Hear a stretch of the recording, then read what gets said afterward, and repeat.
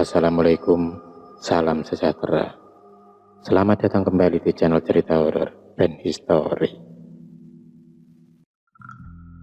Sore itu udara begitu dingin, menusuk tulang. Kabut gelap menyelimuti hingga tak terlihat pandangan yang hanya berjarak 1 meter saja.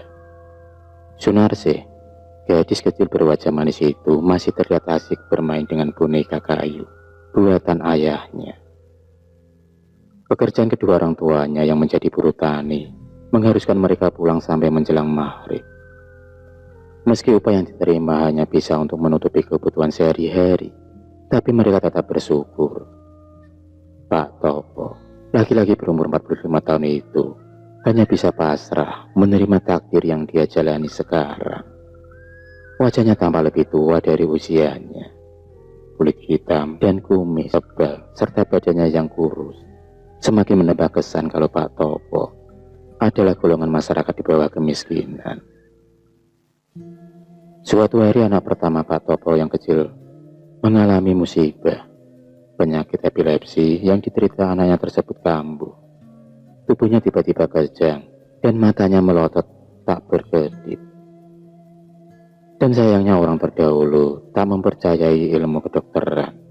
Mereka lebih percaya kekuatan ilmu hitam dan menganggap biaya ke dokter lebih mahal dari apapun. Bingung dan cemas, Pak Topo pun mondar-mandir untuk mencari bantuan finansial. Tapi sayang, tak ada orang yang mau menolongnya.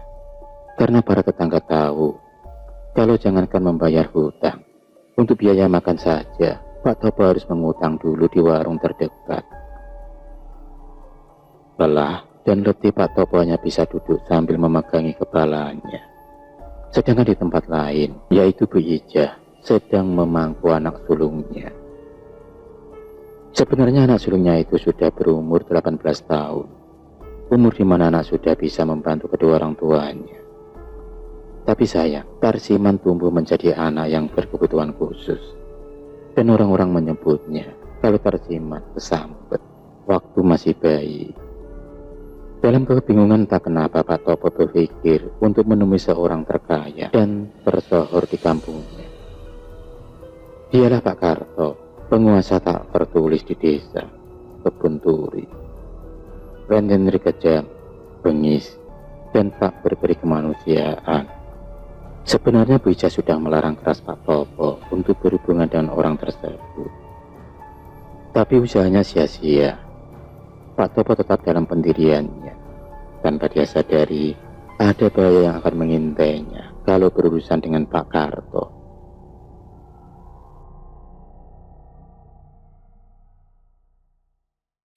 Pak Topo tidak ada pilihan lain, yang ada di otaknya adalah bisa menyembuhkan anaknya. Dan akhirnya sampailah Pak Topo menemui laki-laki bertubuh tambun itu. Sambil memelintir kumisnya, Pak Karto memberi syarat perjanjian yang harus dipenuhi oleh Pak Topo.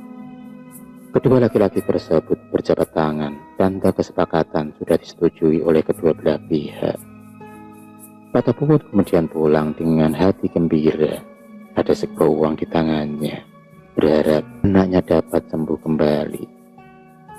1 bulan kemudian Pak Karto datang ke rumah Pak Topo untuk menagih janji. Tanpa basa-basi dan gaya yang angguh, Pak Karto pun menggebrak meja hingga mengagetkan Sunarse yang sedang belajar. Dia hanya bisa menangis saat kedua orang tuanya menyembah di bawah kaki Pak Karto. Tubuh kurus bapaknya terpelanting saat Pak Karto menendang tubuhnya. Akhirnya Pak Karto pulang dengan wajah marah karena tak mendapatkan apapun yang diinginkan.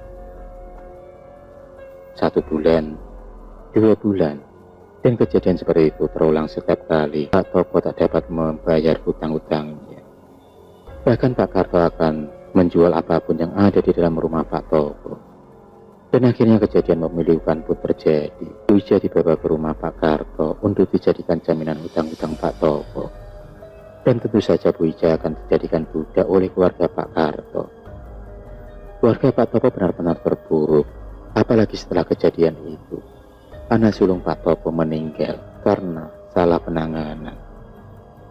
Bertahun-tahun lamanya Sunarsi tak pernah melihat wajah ibunya. Bahkan kini Pak Topo pun mulai sakit-sakitan karena terus memikirkan istrinya. Hanya Sunarsi lah harapan satu-satunya Pak Topo, dan dia pun kini menjadi gadis cantik.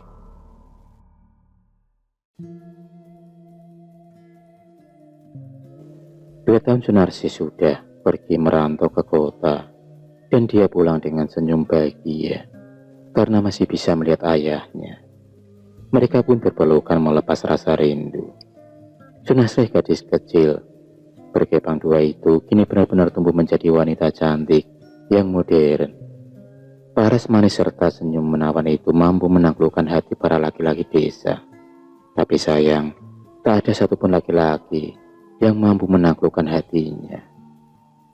Berita tentang kecantikan Sunarsi begitu tersohor hingga sampai ke telinga Pak Karto. Laki-laki tua itu masih genit meski di usianya yang sudah mulai senja. Dan akhirnya mereka pun bertemu. Dan itu adalah tujuan dari Sunarsi. Gejolak asmara tampak terlihat di wajah Pak Karto. Hanya dengan satu kali tatapan saja, Pak Karto sudah terpikat dengan gadis ayu tersebut. Narsi begitu panggilannya sehari-hari.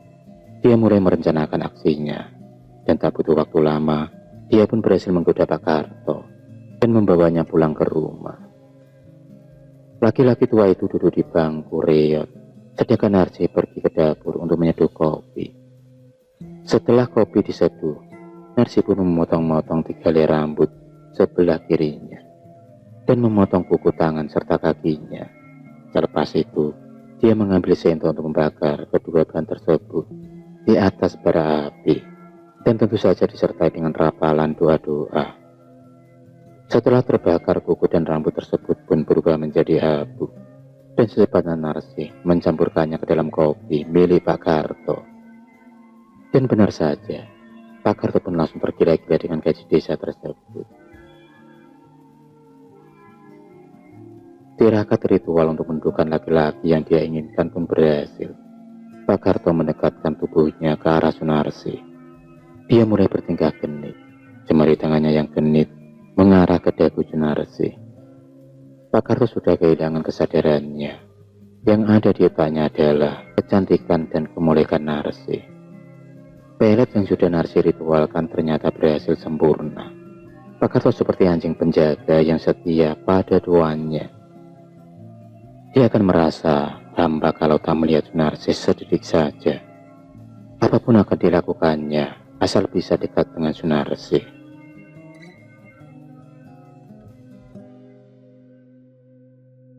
Tak hanya harta yang dikuras Sunarsi, dia pun juga menyandat orang yang telah memisahkan kedua orang tuanya.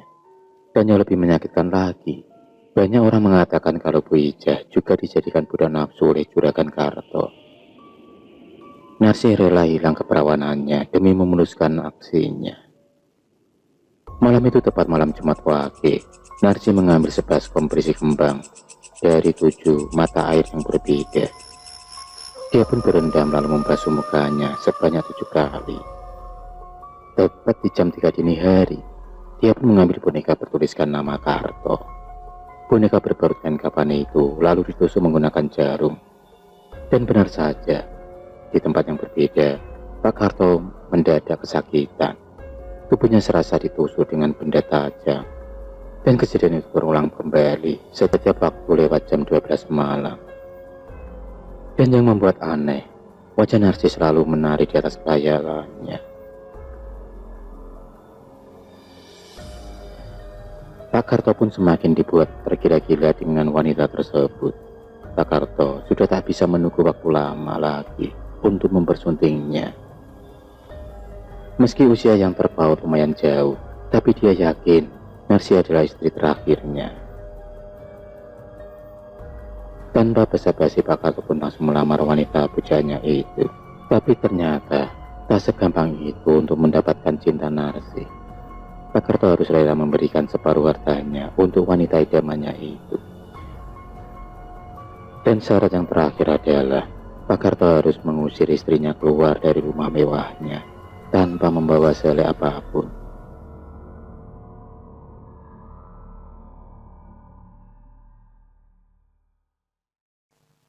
Pak Karto benar-benar sudah termakan rayuan Narsih. Tanpa berpikir lama, dia pun mendatangi rumah dan mengusir Parti, istrinya. Parti adalah sosok wanita angkuh. Dia telah menghina keluarga Narsih dulu, dan cacian masih begitu melekat di hati Sunarsih. Bahkan, ayahnya hampir meninggal akibat fitnah dari mulut Parti. Tanpa pikir panjang, Pak Karto pun mengusir Parti. Setelah aksinya berjalan mulus, Sunarsih telah resmi menjadi istri dari Pak Karto. Seluruh harta jatuh ke tangannya. Diam-diam, dia pun mencari keberadaan ibunya di rumah yang cukup besar itu. Tapi sayang, dia tak menemukan jejak apapun. 4 bulan pun berlalu. Narsih begitu menikmati perannya sebagai nyonya besar Pak Karto. Meski di dalam hatinya dia begitu jijik saat harus melayani nafsu suaminya yang pantas dia panggil bapak itu. Hampir 7 bulan akhirnya Narsih menemukan jejak tentang ibunya. Puja telah meninggal 3 tahun yang lalu.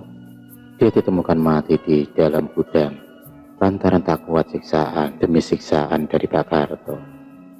Hal itu semakin membuatnya benci terhadap keluarga musuh yang sekarang menjadi suaminya tersebut. Sambil mengepal tangannya, dia pun berjanji akan membalas penderitaan ibunya selama ini. Diam-diam Narsih selalu memberi racun ke dalam minuman Pak Karto. Hal itu yang akhirnya membuat badannya lemas dan tak punya daya. Tak ada satu dokter pun yang mampu menyembuhkan sakit yang diderita oleh Pak Karto. Dan setelah semuanya tertata rapi, diam-diam Narsih menjual seluruh tanah milik Pak Karto. Harta kekayaan jatuh ke tangan Narsih. Tanpa berpikir panjang, dia pun mengajak ayahnya pergi ke kota dan meninggalkan suaminya. Tak ada yang mau merawat Pak Karto karena dia sudah jatuh miskin. Bahkan, para warga justru senang dengan keadaan Pak Karto yang sekarang, karena dia tak lagi menindas para rakyat miskin. Selang 2 bulan kemudian, Pak Karto ditemukan meninggal di kamarnya dengan mulut yang menganga dan mata yang melotot. Akhirul kalam, wassalamualaikum warahmatullahi wabarakatuh.